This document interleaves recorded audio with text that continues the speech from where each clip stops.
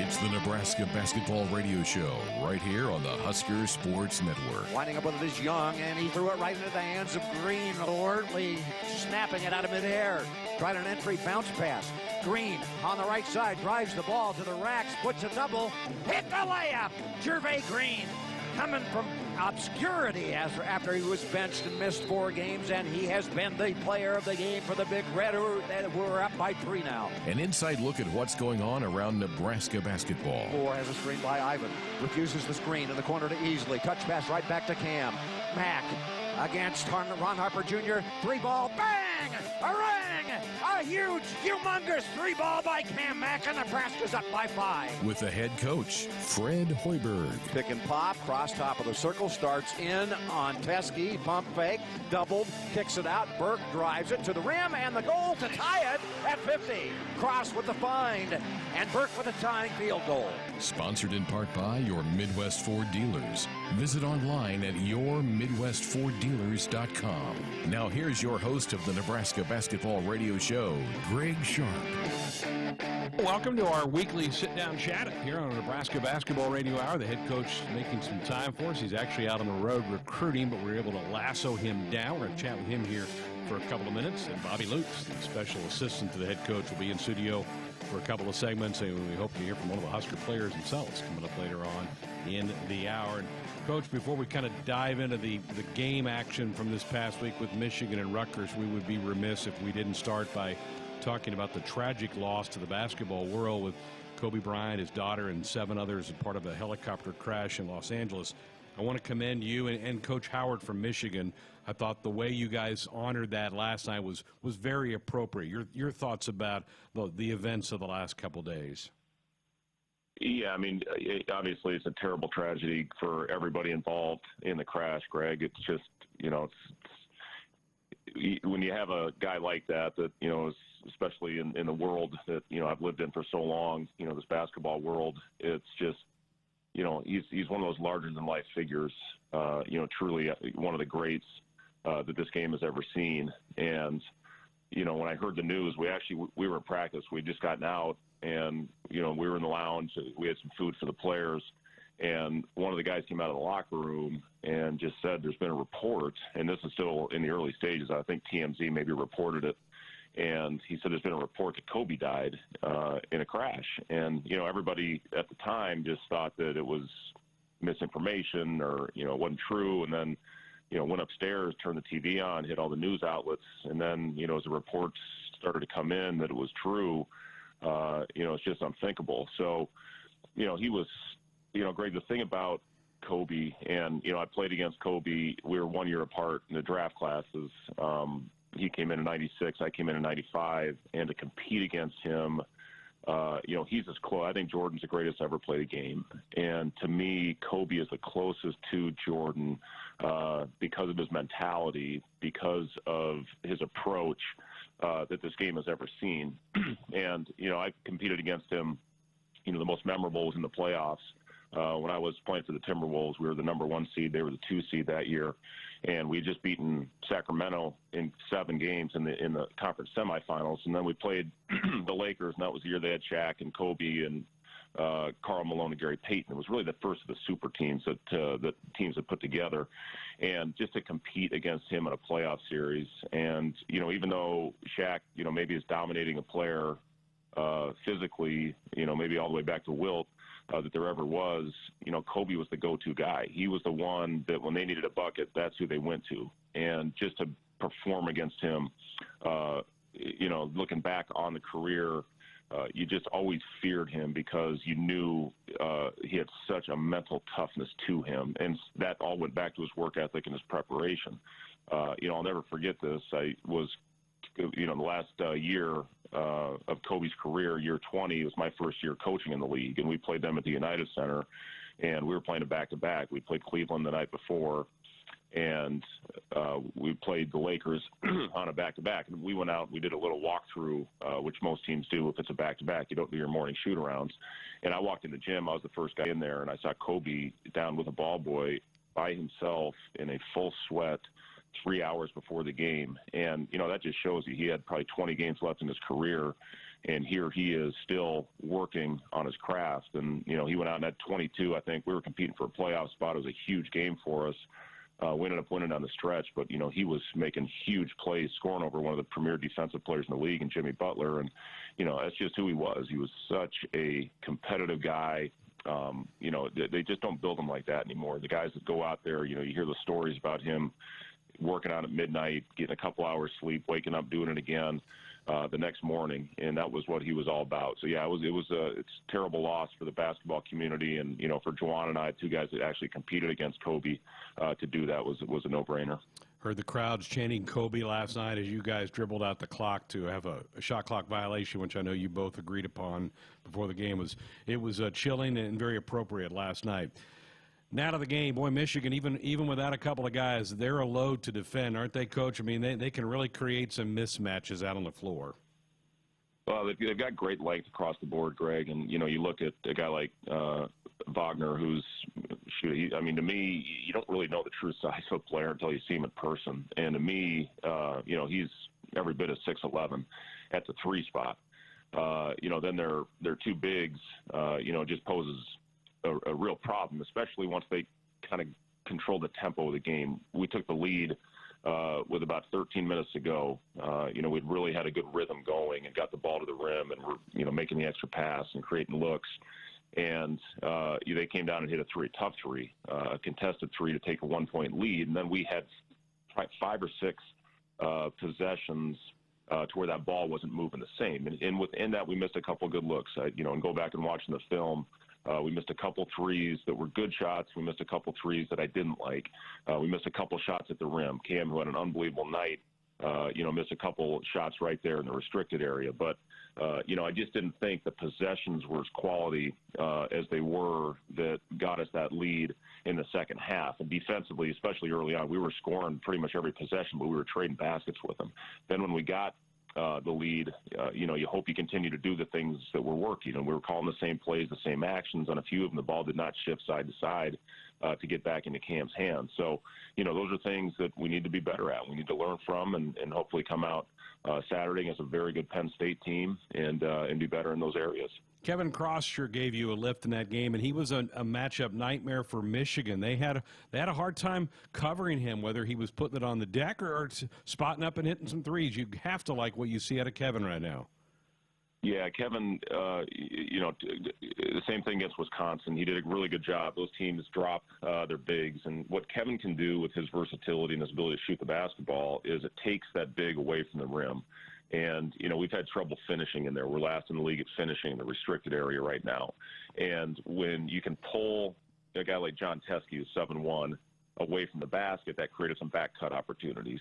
Obviously Kevin got some open looks, and we did a good job, especially Thor, of slashing out of that slot position to open up that shot up top and also open up some of those backdoor baskets that we got. So, yeah, Kevin, he's playing with a lot of confidence right now. Unfortunately, he got in foul trouble. I thought that was a big turning point in the game when Kevin picked up his fourth, you know, with about 10 or 12 minutes to go in the second half. Yeah, that's when it really kind of started to flip. All right, so that one was disappointing. I do want to get a thought or two from you about the Rutgers game on Saturday. I was so impressed with the way your team dug deep after being down by double digits on the road. You fought back, had a lead late in the game. Your team is showing themselves to be a bunch of fighters, and that was very evident on Saturday in Piscataway. Well, we've made huge progress in that area, Greg. I was really proud of the guys for going out there in a tough environment, a sold-out arena, which I think is as loud as any that I've certainly played in this league. And they, you know, that's a team that was 13-0 going into that game in that building for a reason. It's a great atmosphere. They got a really good team. You know, they got size. You know, they dominated us physically. I thought the first time we played earlier in the season in Lincoln, and we just did a really good job of going out there, like you said, and continuing to battle. You know, had a chance to win it. Geo Baker, who had made 1 3 since he'd been back, unfortunately hit the back-to-back ones, and, you know, one was on a key offensive rebound on that last possession. But, you know, I told our guys, if we continue to go out and fight and play with that kind of spirit, that kind of energy, we're going to have a chance most nights. Thor really shot the ball well in that game. He didn't have as good a night last night against Michigan, but he's become one of the better three-point shooters in this conference. Well, teams are really, when you have a guy that's shooting the ball the way Thor is, he's one of the top shooters in the league percentage-wise right now. That's one of the first things they're going to talk about in their game plan and their preparation is how are you going to take away those shots. And, the one thing Rutgers does, they really help on penetration. And, the first time we played them, we tried to finish over length, and I thought we did a really good job of getting in there that first half and making the easy play, simple play, the kickouts. When we were successful against Michigan last night, same thing. We made simple basketball plays. When we try to get, hit the home run or make the fancy play, that's when we get ourselves in trouble. But we made simple plays, which opened up shots for Thor. Then we ran a couple plays on crackback type actions to get him some open looks late in that game. But he and Cam have really developed a good chemistry together, and those two guys are playing great basketball. All right, you get to stay home this week. Penn State Saturday, you alluded to them earlier. They're having a very good year. Have you had a chance to look at any tape on Penn State? I've watched a little bit. I'm going to watch on the plane when I go recruiting today, really start putting in, how we want to prepare and game plan. What I've seen, watched their game against Michigan, and, obviously my focus was on Michigan because that was the next opponent, but they are really good. They won a game at Michigan, which is not an easy place to play.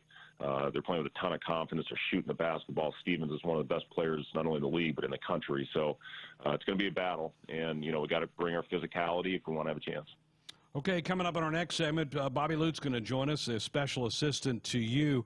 What's it been like to kind of reconnect with Bobby here in Lincoln? Well, Bobby, when I look back at my career in this business, Bobby was one of the first guys that I hired. It was very important for me, with no coaching experience when I came to Iowa State, to get somebody that had been in it at a high level and had a lot of success and had a similar philosophy that I did as far as the way the game should be played. And, to be able to get Bobby Lutz, who had just been let go in Charlotte after 12 very successful seasons, 8 of those in the postseason, it was great to get. He's a fast-paced, up-tempo guy, the way that I wanted to play.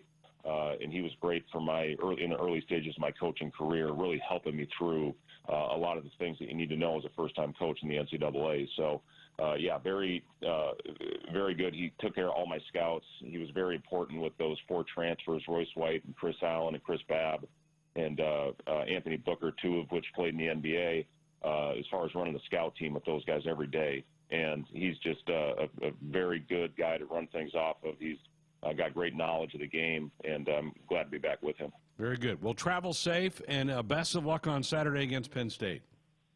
Okay, Greg. Thank you. There he is, Fred Hoiberg, joining us on the road tonight, out doing some recruiting, so not able to be with us. But Bobby Lutz is in studio. We'll take some calls, talk some Husker hoops with him. You can dial us up on our Sports Sunday hotline, brought to you by the Woodhouse Auto Family, bringing you more choices in brands, locations, and service. Experience the difference. Purchase with confidence. This is Woodhouse. Back with Coach Lutz next. Welcome back to our Nebraska Basketball Radio Hour here on the Husker Sports Network. Bobby Lutz going to step in now. We thank the head coach for spending some time with us. The life of a coach, right? Out recruiting, it never stops for you guys, does it? It doesn't, and especially for a head coach. It's tough during the season because of the grind of preparing for every game, and then having to, we get a day off. So what do? You fly across the country a little bit and find a high school game to watch. That's what it's all about. It is. Before we jump into some X's and O's and the team a little bit, I want to ask you about Kobe and the tragic loss for him, his family, the other 7 people that were aboard that helicopter.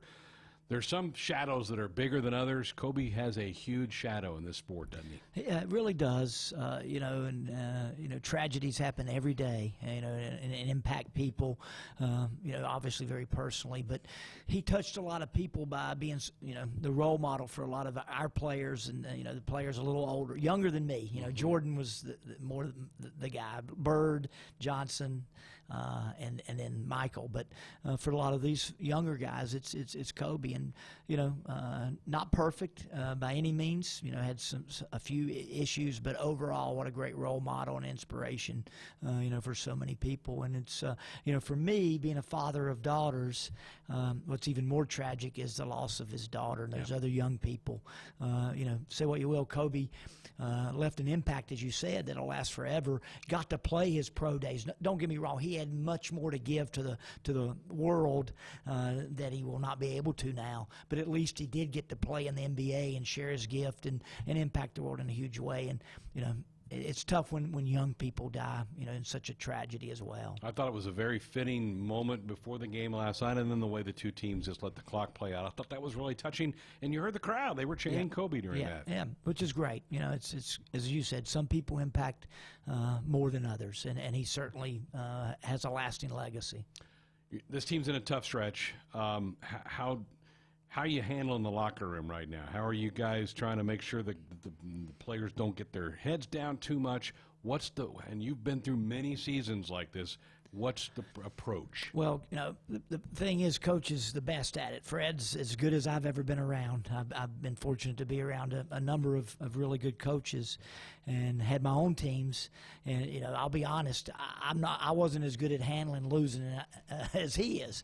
And I mean that in a very complimentary way, because the guys, they feel bad enough when you're losing.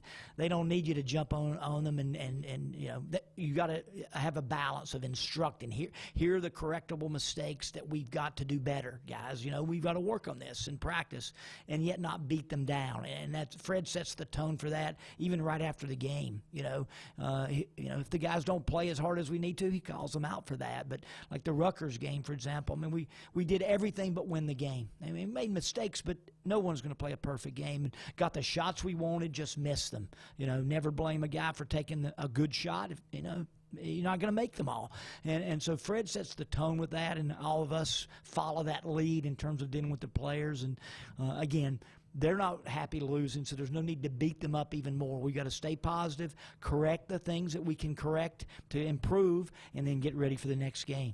How much progress have you seen in a young man like Kevin Cross as this season's unfolding? Yeah, Kevin showed his potential last night offensively, as he's done throughout the season. The biggest thing with freshmen, they struggle to be consistent at this level. It's asking a lot.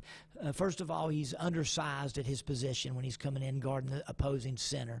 But offensively, he's learned his way. Okay, I can't go in there every time and score around the basket, but I can pull guys out, shoot the three, drive them, attack their feet because they're bigger and he's a little quicker. And so he's made massive strides again. But he hasn't been as consistent as he wants to be or as we want him to be. But you see the signs of what he can be and will be. And we've got, 10 more regular season games and then the tournament. Hopefully he will continue to make that improvement. That was a tough chore for both him and Ivan last time. That was a huge team you faced. Yeah, Teskey's, big. Like a backstop. Yeah, a senior too. Let's not forget he's 7'1" and he's 22 or 23 years old. And our guys are 17 and 18 years old, not as tall. And again, that's not making excuses. That's just the reality. We know that. We're not asking for pity, but it is not easy, and then they started a big lineup. We were talking about before my segment here, Wagner, he's playing the three at a legit 6'8.5", 6'9", so that's a really big, typical Big Ten team. And, we did a good job offensively for about, 26, 27 minutes. We scored the ball. We took the lead 53-52 with like 13-something to go. And then we hit the wall, didn't quite get the shots that we were getting. And you got to credit them a little bit for applying that pressure. Yeah. Bobby Lutz with us, 866 Husker 1, 866-487-5371. We'll have another segment with the coach coming up. Dorothy Lynch, homestyle dressing and condiment. It's the one-of-a-kind taste that goes with anything. Good for game day or any day. Dorothy Lynch, endless flavorabilities. We have more with Coach Lutz next. Nebraska 811 says go dig red. Before you dig, always call or click 811 to have your utility lines marked. It's free, it's easy, and it's the law. Back on our Nebraska men's basketball show for the week. Bobby Lutz kind enough to step in. The head coach out doing some recruiting tonight. He did join us earlier in the hour. And Charlie Easley is going to come up a little bit later. Ben McLaughlin had a chance to catch up with Charlie earlier today. He's become a fan favorite, that Charlie Easley fella has. Coach? No question. He's a coach's favorite too because of his work ethic and his he's a guy that's in the gym every day. Literally, coaches, we tend to say things that aren't completely true, like every day, but literally, if not every day, it's close to every day, getting shots up early, working to get, better, asking questions from the coaching staff. And, he comes in and he does his role. He'll take a charge. He'll make a steal, and obviously he has a good feel for the game. So it's playing time's up, obviously, as we've gotten later in the season. And you can feel a little buzz every time you put him in, the local boy, and good for him. Like all our guys, we like him. We like them all, but he's a guy that's kind of earned his way here lately. He's earned the trust, I know, of the coaching staff. You guys wouldn't put him out there unless you did trust him. For a good chunk of last night's game and really about every game we've played in the last month, Cam Mack's been the best guy on the floor. Really solid effort again. Last night for you, what are you seeing from Cam? Yeah, he's shooting the ball much better, and that's reflected in the statistics in league play versus overall from the three. And when he makes threes, he's really difficult to guard because of his speed and quickness. Some guys are fast, some guys are quick. He's both. For example, Cat Barber we had at NC State was fast, and he was quick, but not as quick as Cam, like explosive, just off of one step. So Cam has both of those. So when he shoots the ball well, now it puts the defense. Are you gonna let him have it and contest like they were earlier in the year late, or are you gonna get up on him? When you get up on him, he's gonna go by you. And he had 9 assists. And honestly, we missed 2 or 3 layups that could have put him on 10, 11, 12 assists last night. So he's obviously playing at an extremely high level. Everyone talks about his quickness. I love his vision. He seems to see things develop. I don't know how coachable that is. That's kind of just a knack. You either have it or you don't. Yeah, that's true.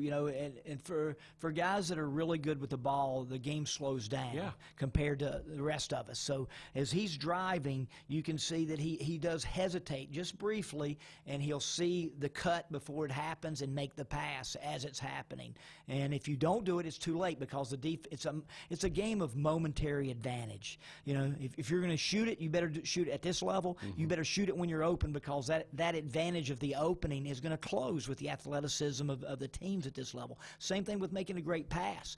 That window is brief, and if you don't pass it on time, it's not going to get there. And Cam does have that ability to see things very well. Oh, he's just fun to watch.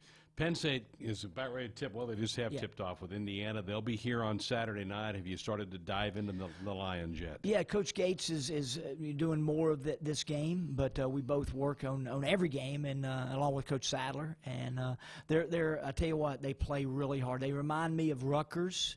In terms of their athleticism, their size, but they have smaller guards and they rotate more, but they really guard you aggressively. And they've come out tonight. They haven't. They're down 5-2, but they really have been a really good starting team. They come out ready to go, prepared and very aggressive. So even though we're at home, we have to make sure we get off to a good start against them. And Stevens is one of the premier players in this league. I mean, along with a lot of others, there's a lot of premier players in this league, but Stevens has been very consistent and terrific. And then the big fellow, Watkins, when he's good, he's really good. And for us, he presents a problem just because of his size. Have you crossed paths much with Pat Chambers at all? We played him when I was in NC State, associate head coach at NC State. We played him down in San Juan and beat them. They had a nice team. So I know him. I don't know him well, but respect for him. I mean, he's lasted a long time there as a coach. You have to respect somebody who, and quite honestly, they're good, but they haven't had tremendous success in the tournament. But it looks like this year they're going to get that opportunity. Well, keep your head up. And I know Husker fans, they knew that they're going to have to be patient with this group, but I think fans are really enjoying what they see from your team night in and night out, and so please relay that to the team because we see it coming. Well, thanks, Greg. Yeah, no, we are, like I said earlier, Fred sets the tone for everybody. It's from the top down, and he's, again, we're going to keep working to get better, but we're also going to stay positive and try to continue to do some of the good things that the guys are doing. Well, Saturday night, 6 o'clock, Penn State's here. I know the fans will be there. They'll be ready to. Fans are fantastic. It's been great. It's been fun for me. I've been fortunate to play at or coach at some places that are really have great fan support, but this place is really special. Good to see you. Thanks for coming in. My pleasure. Bobby Lutz, special assistant to the head coach, with us. When we come back, Ben will join me. He had a chance to catch up with Charlie Easley. We'll hear that conversation coming up next. You're listening to Sport. Back on our Nebraska men's basketball show for the week. Thanks to Bobby Lutz for coming in and spending a couple segments with us. We heard from the head coach earlier. He's out recruiting tonight, but wanted to be a part of the show as well. And so Ben McLaughlin joins me next.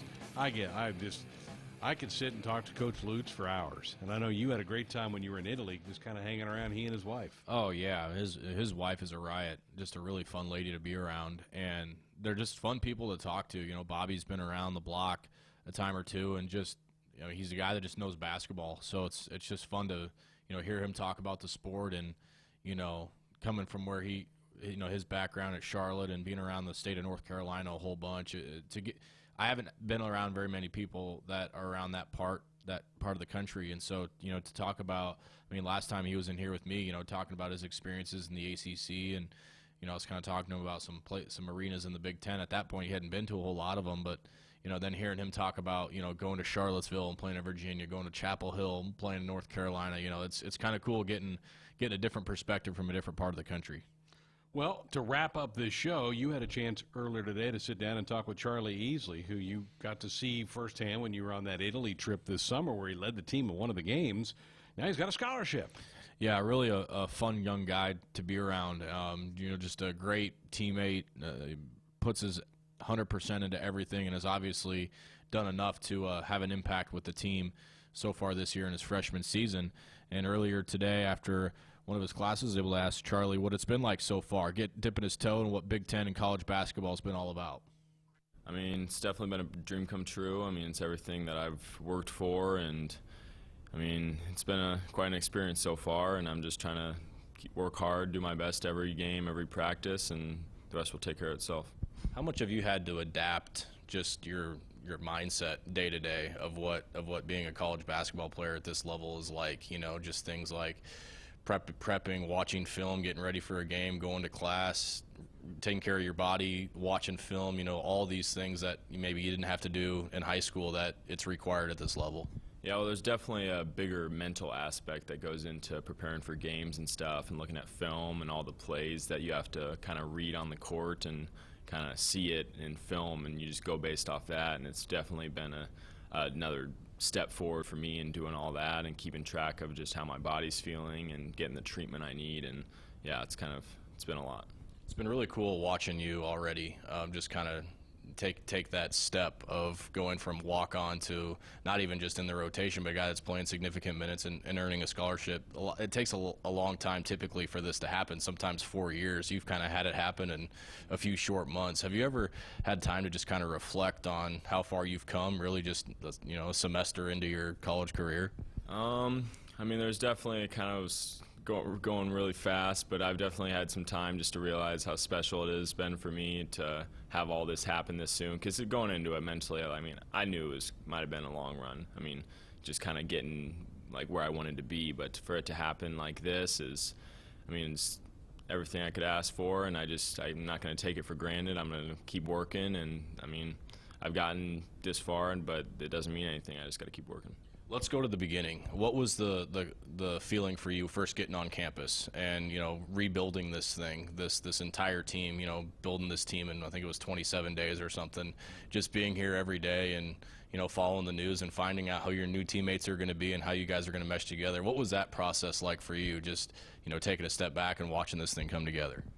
Well, it's just, I mean, I just had to kind of let it happen. I mean, couldn't think about it too much. I mean, I didn't know really how any of them really played. I knew it was going to kind of be a process to kind of get everybody to play together, but all you can really do, or all I could do at the time, is just kind of focus on myself and get myself prepared for what I needed to do.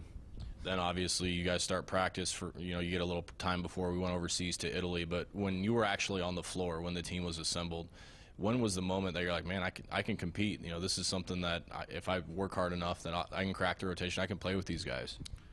I mean, just going through the practices in the summer, I could kind of tell I felt like I could play. I've always kind of felt like I could play with this conference or just D1 in general. And yeah, just being at practice, doing little things, drills, and just kind of the mental aspect, I felt like I could play. And then having a head coach that believes in you, I'm sure, is something that helps too. With Coach Hoiberg and sending his boys to Pius, you kind of have, you know, that little connection there. What was your first conversations like with him about his role, his vision for you, how you could help the team, and, you know, really what he wanted out of you this year? Well, he just always told me just do the right thing every time. Just keep doing what you're doing. Just keep giving effort, challenging people in practice, and never lacking in effort. And those are kind of the things that you can do that will help a team no matter what. Winning a state championship at Pius and then, playing in that arena to actually coming here and having that be your home arena. What was that like, just getting dressed in that locker room for the first time, knowing that, just a short year ago that this was like a dream come true to just play in that arena once? Yeah, it's definitely surreal. I mean, looking back on it, that was a dream to put on a Husker jersey and to be able to go out and play in front of all these people in my hometown and kind of trying to help the Nebraska team win. It's really been a dream come true.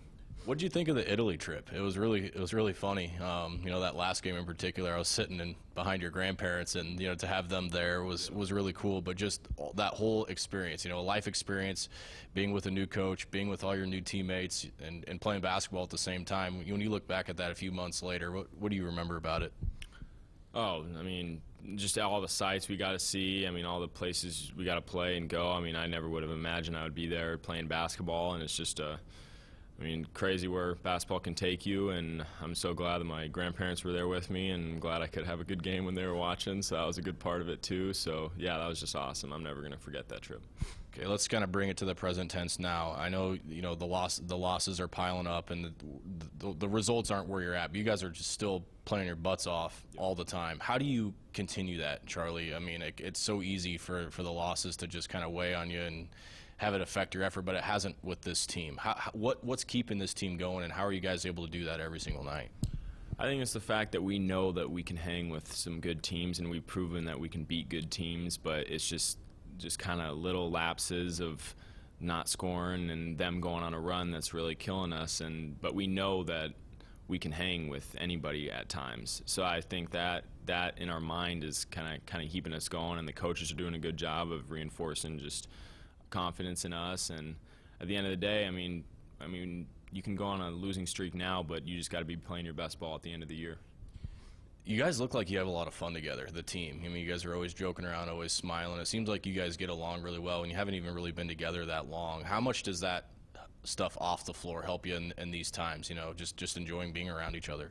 It definitely helps a lot. To be closer together is what a team always needs. The good teams are going to be the best friends on and off the court, and that's just how it is. And to be, good friends with a lot of the guys, and it's just a real blessing. I think it really is going to help us in the end. It might not seem like that right now, but we're still staying together, which is good.